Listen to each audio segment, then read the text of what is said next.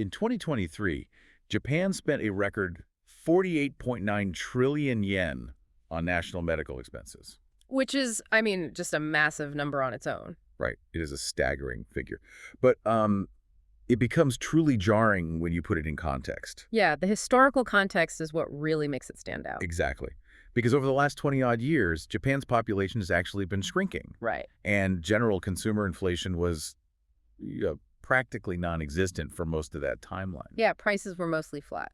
But despite that, medical costs surged from about 30 trillion yen in the year 2000 to nearly 49 trillion today. It's a huge leap. It really is. So today we are looking at the math behind a system that is globally revered for its compassion. Absolutely. It's very highly regarded. But it's also fundamentally mathematically guaranteed to crush the young people who are actually funding it. Yes, the demographics make it a very tough situation. So welcome to the deep dive. We are unpacking a really detailed analysis of Japan's high-cost medical care benefit system today. It's a fascinating document. We'll be exploring the mechanics of this financial time bomb, what it means for your paycheck, and the rather stark reforms proposed to defuse it. There's some pretty bold ideas in there. Okay, let's unpack this. We have a system that is culturally beloved, but, financially totally off the rails. Yeah, and to get to the root of why it is off the rails, we really have to isolate a very specific public misunderstanding. Okay, what kind of misunderstanding? Well, the general public, when they discuss healthcare costs, almost universally confuses the patient's copay limit with the insurance benefit limit. Oh, interesting. So they blend the two together. Exactly. They treat them as the same thing, but they are two entirely different mechanisms. Right. The public mainly focuses on the copay limit. That's the reassuring fact that, their personal out-of-pocket medical bills are capped at a set monthly amount. And that's based on their income bracket, right? Yes, exactly. Based on their income. Which is the safety net aspect that everyone loves. Yeah. I mean, you get a catastrophic diagnosis, and your personal financial exposure is capped at a few $100 or maybe $1,000 a month. Right, regardless of the treatment. Exactly. Precisely. For the patient in the hospital bed, that cap is a complete shield against medical bankruptcy. Which is undeniably a good thing. Of course. But to understand the macroeconomic reality... The big picture. Right, the reality dictating national taxes and the premiums that are actually deducted from your paycheck, we have to look at the insurance benefit limit. Okay, so define that for us. That is the ceiling on what the state will pay out on the back end. The maximum they'll cover. Exactly. And in Japan's public health insurance system, that insurance benefit limit, well, it currently does not exist. Wait, there's no limit at all? None. It operates on a blue sky model. It is effectively a blank check. Wow. Wow. Let's break down the mechanics of that blank check. Yeah. Because the scale of this is, frankly, hard to conceptualize. It really is. So when a patient hits their personal copay threshold, the public health insurance steps in and covers the entirety of the excess amount. Every single yen. With zero ceiling. Mm. I mean, the obvious upside is egalitarian access to care, right? Yes. Equal access for everyone. But the architecture of that funding means the overflow doesn't just disappear into thin air. No, the overflow goes directly into the system's liabilities. Right. Because there is no cap on what the state will cover as medical treatments advance and, they become exponentially more expensive. Yeah. New tech is never cheap. Exactly. That immense financial burden falls squarely onto the health insurance premiums paid by the current working age generation. It reminds me of a corporate expense account, but one with a fatal flaw. Okay, how so? Well, imagine a company where employees are given a corporate card to book their business flights. Right. The policy states the employee only ever pays a flat $50 fee per trip, and the company covers the rest. Sounds like a great perk. It does. But crucially, the employee never actually sees the price of the flights they're booking. And there is no upper limit. Oh, I see where this is going. Right. They're naturally going to book the first-class $10,000 international suites every single time. Because their personal cost is always just $50. Exactly. They have zero incentive to shop for economy tickets. Meanwhile, the accounting department, which in our reality is the young working taxpayer, they have to absorb this massive invisible blow on the back end. That corporate car analogy actually captures the fundamental behavioral economics at play perfectly. Really? Yes, you are describing the neutralization of price elasticity. Okay, what does that mean in this context? What's fascinating here is that in standard medical economics, there is a recognized behavioral correlation. Right. If you increase a patient's out-of-pocket costs by just 10%, their utilization of medical services typically drops by about 2%. Because they actually feel the cost. Exactly. When people have a degree of financial exposure, they intuitively weigh the necessity and the value of the care they are receiving. They introduce their own price discipline. Yes. But Japan's system inadvertently engineers that discipline completely out of the equation. It does, and the source data really illustrates the consequences of erasing that friction. What do the numbers look like? Well, between 2010 and 2022, the total payout for high-cost medical care benefits more than doubled. Doubled in just over a decade. Yes, jumping from roughly 2.3 trillion to 4.9 trillion yen. That is wild. And if you look closely at the individual receipts submitted to insurance, the trend is even sharper. Okay, how shows? In the early 2010s, receipts exceeding 10 million yen for a single treatment course numbered in the low hundreds annually. Okay, a few hundred. Right. But by 2023, the system processed over 2,000 of those 10 million yen plus receipts. So we are seeing a 10x increase in the most extreme tier of medical billing. Exactly. You know, the author of our source document works in pharmaceutical research and development. They do, yes. And they attribute this specific spike to the new wave of gene therapies and advanced oncology drugs. Right, cancer treatments. These are revolutionary treatments, obviously, but they carry price tags that would have been unimaginable 20 years ago. And this is exactly where the 0% effective copay becomes a critical structural failure. How so? Think about it. For a 10 million yen gene therapy, once the patient hits their fixed monthly cap, their effective copay rate approaches 0. Right, because the cap is maybe $1,000. Exactly. So the state absorbs the remaining 9.9 million yen. Wow. The patient faces no financial friction to question whether this specific ultra-expensive drug is actually yielding proportional health benefits compared to, say, a traditional, vastly cheaper alternative. Because the cost to them is identical either way. Precisely. The irony is that the exact area of medicine where cost control is most desperately needed, I mean, the multi-million-dollar frontier of modern science, right, that is precisely where the system's design eliminates all consumer price discipline. It's like a completely frictionless market for the most expensive products on Earth. Which naturally raises the question of sustainability. Right, how long can this last? If modern medicine is inherently trending toward these ultra-expensive, highly targeted therapies, how can any system endure a limitless funding commitment? Well, I look at the international landscape, and it seems Japan is a massive outlier in refusing to put guardrails on this. Very much so. I know our source compares Japan to European models, specifically regarding something called cost-effectiveness assessment, or HTA. Yes, HTA is crucial in Europe. The UK's National Health Service is the classic example here, right? They offer care that is largely free at the point of use, but they enforce severe systemic discipline through an agency called NICE. Yes, the National Institute for Health and Care Excellence. Right. NICE is basically the gatekeeper for the UK's public funding. They do not operate on a blank check. How do they decide what gets funded? They use HTA to rigorously calculate how much actual health a new drug delivers per pound spent. Okay. And this is often measured in quality-adjusted life years, or QALYs. QLYs, okay. Right.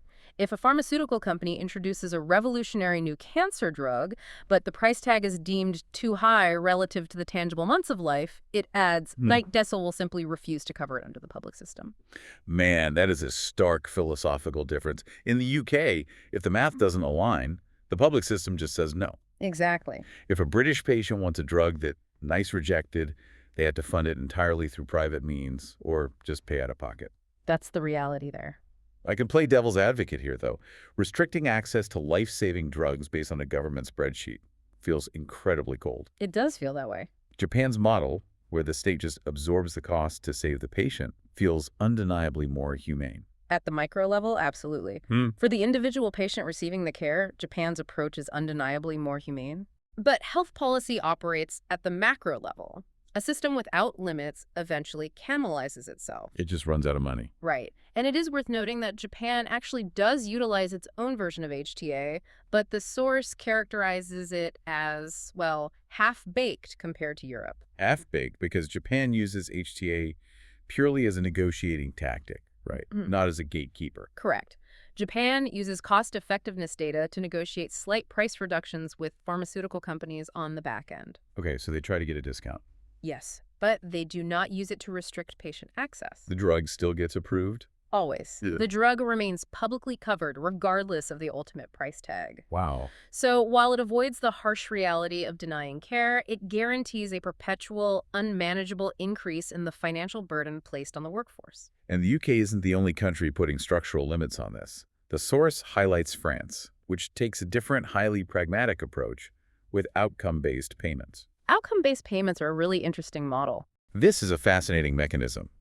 The French public system will agree to fund these ultra-expensive gene therapies, but they shift the financial risk back onto the pharmaceutical companies. Right. If the drug claims to cure a specific condition, the state pays a portion up front, but the bulk of the payment is only released if the patient actually hits defined clinical milestones months or even years later. Yes, they tie public funding directly to proven biological efficacy. If it works, you get paid. Exactly. If the drug fails to work for that specific patient, the public system does not foot the bill. That makes a lot of sense. And other countries do similar things.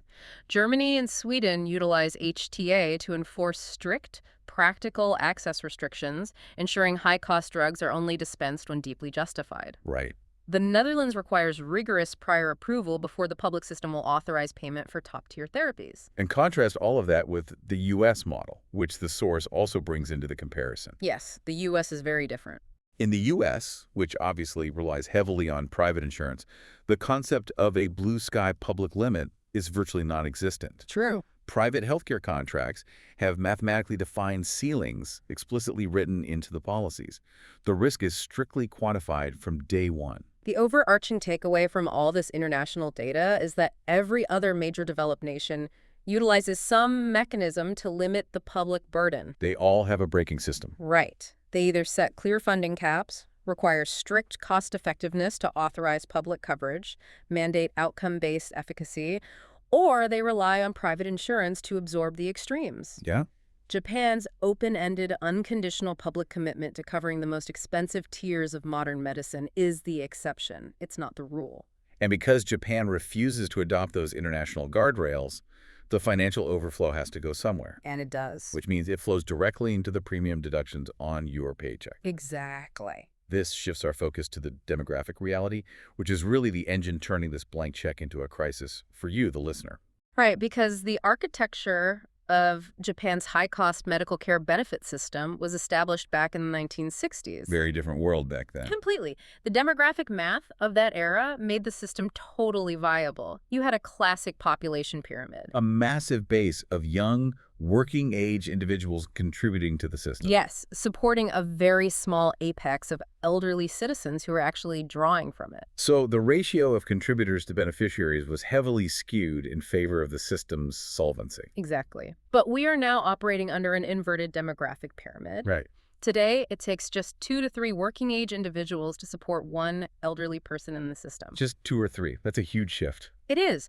When you combine that demographic inversion with the fact that medical costs are compounding by roughly 1 trillion yen every single year, wow, you have a mathematical recipe for generational collapse. Yeah. The younger generation is being forced to shoulder a rapidly expanding financial liability decades before they will reach an age where they might require that level of high-cost care themselves. Here's where it gets really interesting. The source material introduces a deeply nuanced argument regarding equity and, the government's attempts to patch this system. Right, the proposed fixes. We established earlier that health insurance premiums in Japan are based on income. The standard progressive taxation model. Higher earners pay proportionally more into the system every month. But as the system bleeds cash, there is immense political pressure to fix it by tweaking the benefit limits. Yes. Specifically, the idea is to tie the high-cost benefit limits strictly to income as well. Which is controversial. Very. Meaning, if you are a higher earner, you would be forced to pay significantly more out of pocket before that blank check state coverage finally kicks in. And the author explicitly critiques this approach, labeling it a double penalty for the working generation. A double penalty. Because it fundamentally distorts the social contract of universal insurance. Right. I mean, you are taxed heavily on the front end through high monthly premiums because of your income. Yes. And then, When you actually face a catastrophic illness, you are penalized again on the back end by being denied the standard level of coverage simply because you earn more. Right. The source questions the inherent fairness of this double burden structure, arguing it alienates the exact demographic the system relies on for funding. It creates a scenario where the working generation feels they are endlessly subsidizing a system they will be penalized for utilizing. Which is totally demoralizing. So we have a system erasing price discipline, defying global standards, operating on an inverted demographic pyramid, and crushing the working generation under an inequitable financial load. It's a lot. It's a lot. How do we reform a culturally entrenched system without triggering a complete collapse in essential healthcare access? Well, the author outlines a blueprint for reform that is mathematically necessary, even if it's politically volatile. Okay, what's the core proposal? The core proposal is to fundamentally redefine the scope of public health insurance. The state must restrict public funding to basic coverage. Meaning the government has to establish a hard ceiling. Yes. They must set strict, mathematically viable upper limits on high-cost medical care benefits. Okay. Once a treatment's cost crosses that defined threshold, public funding just ceases. The immediate pushback to that is going to be predictable. People will argue that cutting off public funding for million-dollar gene therapies is equivalent to basically abandoning patients. Right, that's the emotional argument. But the proposal addresses the overflow. It does. The second pillar of the reform is shifting the excess to the private sector. Okay, how would that work? Anything exceeding the strict public cap would be supplemented by private medical insurance. So the state handles the foundation. Right. The state provides a sturdy, reliable floor for standard care. But if a patient requires access to the cutting-edge, ultra-expensive ceiling of modern medicine, they rely on a private policy. Which makes sense. As our international comparisons show, this is just standard rational practice in other nations. And we need to translate this theoretical reform into a tangible benefit for you, the listener. This isn't just an exercise in balancing a government ledger somewhere. No, it has real-world impacts. If the state reduces the public insurance burden to cover only basic standard care, the immediate mathematical result is that public health premiums can be significantly reduced. That is the direct economic trade-off. You shrink the state's liability. You shrink the required contribution from the workforce. Lowering those premiums directly and immediately increases the disposable income of the younger generation today. It puts actual money back into your paycheck. Yes, it does. Furthermore, shifting the extreme edge of medical costs to the private sector reinstates the price discipline that the current system destroyed. It brings market friction back. Right. It curbs over-medicalization, and most vitally, it ensures that the basic public safety net actually remains solvent, so it still exists when you eventually retire. The author posits this as the only rational and equitable path forward for the demographic that is currently bearing the weight of the status quo. So what does this all mean? Let's synthesize all of this. Japan's high-cost medical care benefit system, despite its utopian intentions of limitless care, operates as a profound global anomaly. It really is unique, but not in a good way. No. The blue sky public funding model has stripped away essential economic friction, acting as a financial black hole that is actively crushing the younger generation and undermining the system's long-term viability. It's unsustainable. The analysis we explore today suggests the only sustainable path forward is a massive paradigm shift. Yes. It requires redefining public insurance strictly as a basic safety net, utilizing private insurance to cover the extreme costs of advanced medical science. And crucially, it requires the younger generation to actively demand this change. Right.